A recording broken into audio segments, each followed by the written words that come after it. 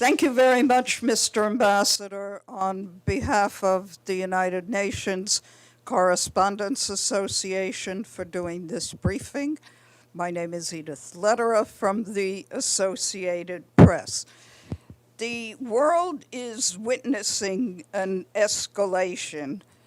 We're seeing more intense Russian attacks on Ukraine, including Kiev, and more widespread attacks by Ukraine in Russia. What is the prospect for ending this conflict? We see that the Trump administration is focused now on Iran. Are there any new negotiations planned on this conflict between Russia and Ukraine? Thank you, Edith. I will start with the first part of what you were saying about the escalation. The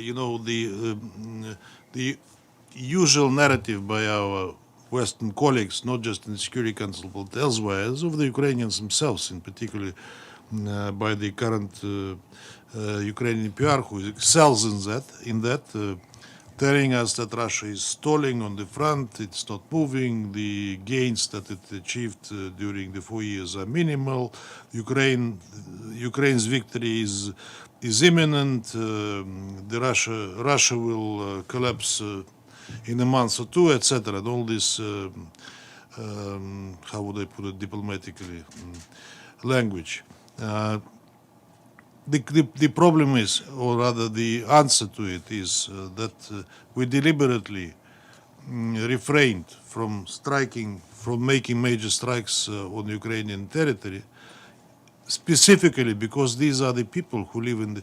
Do you recall any strikes on the major cities in Ukraine or on Kiev, except for the certain military infrastructure that we did earlier?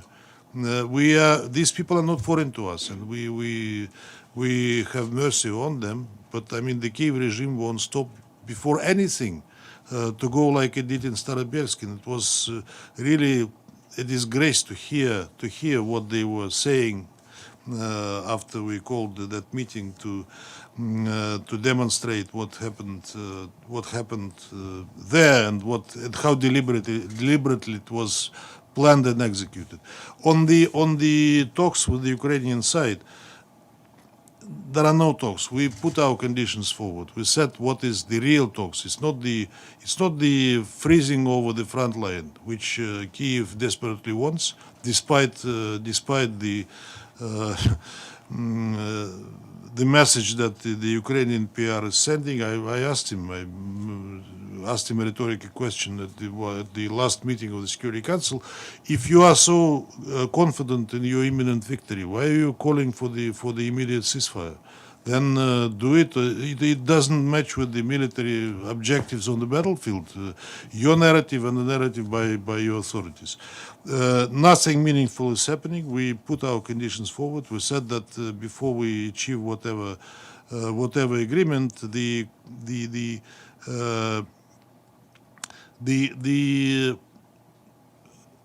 the core reasons why the whole thing started should be eliminated, and we should be able to talk about them, and that is, they are very well known. This is the NATO membership. This is the threat that Ukraine poses to Russia.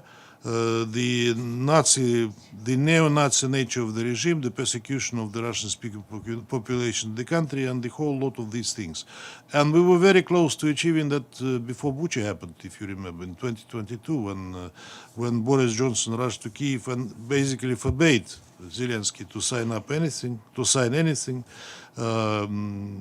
encouraging him to continue, ensuring him that the West will never leave Ukraine and that the victory is just behind the door, etc. It all collapsed then, but now we don't see any willingness on the part of the regime to participate in whatever negotiations. Yes, President Trump indeed, I think, quite genuinely wanted and continues still wants this conflict to be finished, But the problem is that you cannot finish this conflict before addressing the root causes why it started. And indeed, Trump administration now is busy with other matters. We all know which, and perhaps the Russian-Ukrainian conflict is not on their priority list. There were talks that Kushner and Witkoff would go to Moscow shortly. As far as I know, they have not been there yet, and I don't know whether they are coming shortly or not either.